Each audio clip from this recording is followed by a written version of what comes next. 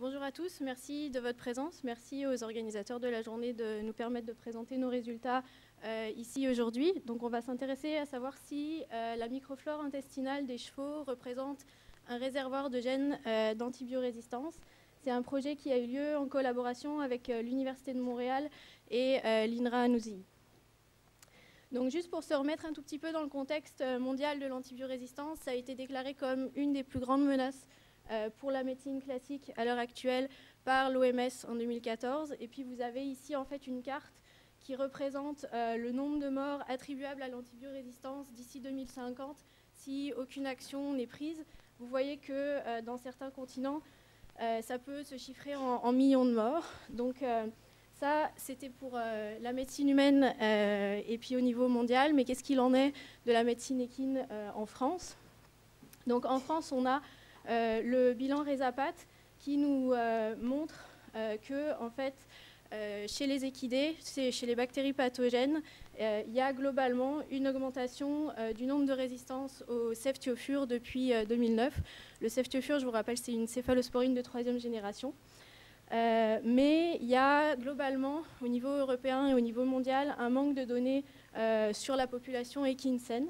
Donc ça, c'était notre objectif de pallier à ce manque de données. En termes de matériel et méthode, on a eu donc 4 étudiants vétérinaires qui sont partis à l'été 2015 pour écouvillonner 1061 chevaux répartis dans 41 écuries. Ils ont pris des échantillons fécaux. Et puis nous, ensuite, donc dans les laboratoires, on a réalisé 2 collections bactériennes d'Escherichia coli. On a choisi Escherichia coli parce que c'est une bactérie qui est ubiquitaire, qui est principalement commensale. Et en fait, de ce fait, elle subit les pressions antibiotiques à chaque traitement, même quand ce n'est pas elle la bactérie visée. Et du fait de la plasticité de son génome, elle est vraiment particulièrement susceptible d'acquérir des résistances rapidement. Donc on a fait 2 collections. La première, une collection générique, afin d'obtenir une image globale de la résistance. Donc on a mis les échantillons en culture, puis on a choisi 3 isolats au hasard. Et ensuite, on a fait une collection qu'on a appelée BLSE-AMPSI, de manière à caractériser ce type d'isolat. Donc qu'est-ce que c'est la collection BLSE-AMPSI? Les BLSE-AMPSI, c'est des enzymes, des bêta-lactamases, des enzymes qui inhibent les bêta-lactames, comme leur nom l'indique. Et les bêta-lactames, c'est les antibiotiques de la famille des pénicillines et des céphalosporines. Donc pourquoi on s'est intéressé particulièrement à ces isolats? Parce que, premièrement, ils inhibent des antibiotiques qui sont utilisés vraiment de manière extensive, à la fois en médecine humaine et en médecine vétérinaire. Et aussi parce que c'est des isolats qui sont vraiment très susceptibles de porter de la multirésistance, donc de la résistance à d'autres familles d'antibiotiques. Donc qu'est-ce qu'on a fait? On a mis les échantillons en présence de ceftriaxone. Et donc ça nous a permis de sélectionner des isolats qui étaient résistants à cette céphalosporine de 3e génération. Juste pour information, il y a plusieurs classes de bêta-lactamases. Les 2 qui nous intéressent principalement en médecine vétérinaire, c'est donc les BLSE, bêta-lactamase à spectre étendu, dont le gène principal qu'on retrouve dans les populations animales, c'est le BLA-CTXM avec différents variants, et les AMPSI bêta-lactamases, dont le gène principal est le gène BLA-CMY2. Donc ici, vous avez les premiers résultats de la collection générique. Donc le premier graphique représente la proportion de résistance et de multirésistance par cheval en noir, par écurie en gris, donc dans la population équine. Sachant que multirésistance est définie comme non sensible, donc intermédiaire ou résistant, à 3 classes d'antibiotiques et plus.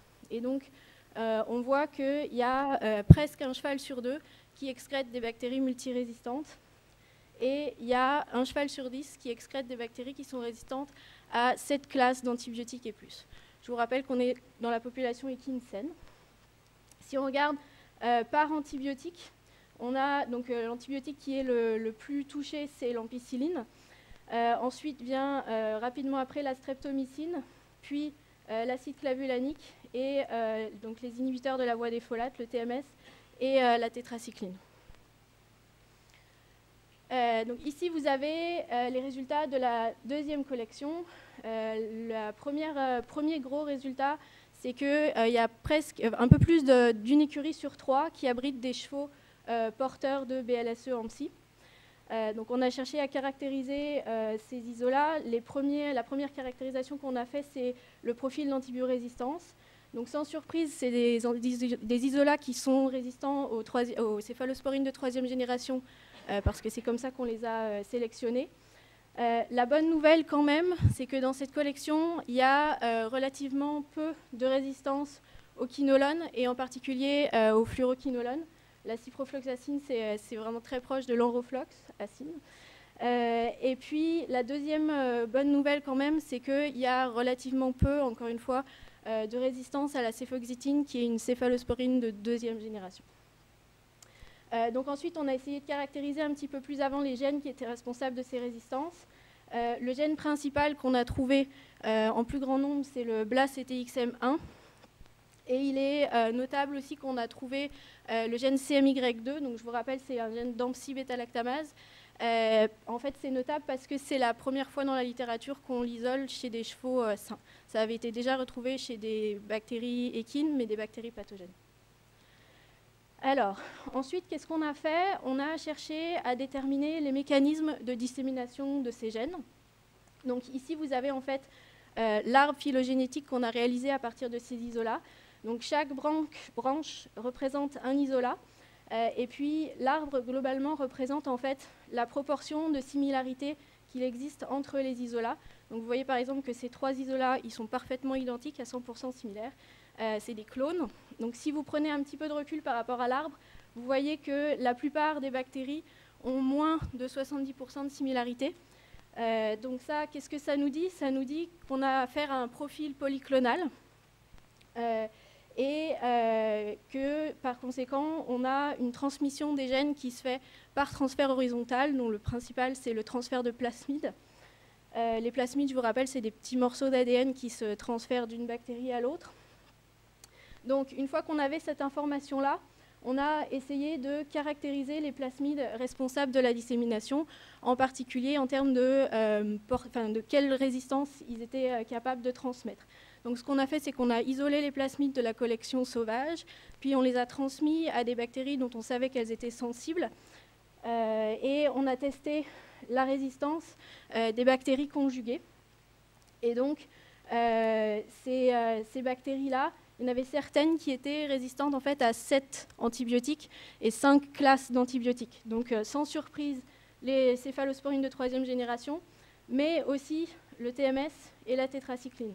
Donc ça, qu'est-ce que ça nous dit? Ça nous dit que en utilisant le TMS ou la tétracycline, on est susceptible quand même de sélectionner des plasmides porteurs de BLSE dans la population équine. Donc ici, c'était le deuxième grand volet de l'étude. On a cherché à savoir s'il y avait certaines écuries qui étaient plus à risque d'abriter des chevaux porteurs d'isola BLSE en psy.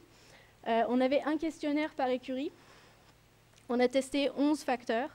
Et les 2 qui sont ressortis, en fait, c'est donc les écuries dans lesquelles il y avait des chevaux, où il y avait des chevaux traités avec tout type de traitement, c'est-à-dire ANS, antibiotiques, etc., étaient 5 fois plus à risque d'abriter des chevaux porteurs de BLSE en psy. Et également, les écuries dans lesquelles il y avait des chevaux qui avaient été transportés étaient plus à risque, donc 8 fois plus à risque d'abriter des chevaux excréteurs de BLSE en psy. J'attire quand même votre attention sur le fait que ce paramètre-là n'était pas franchement significatif, parce qu'on est très proche, mais on n'est pas tout à fait à la significativité.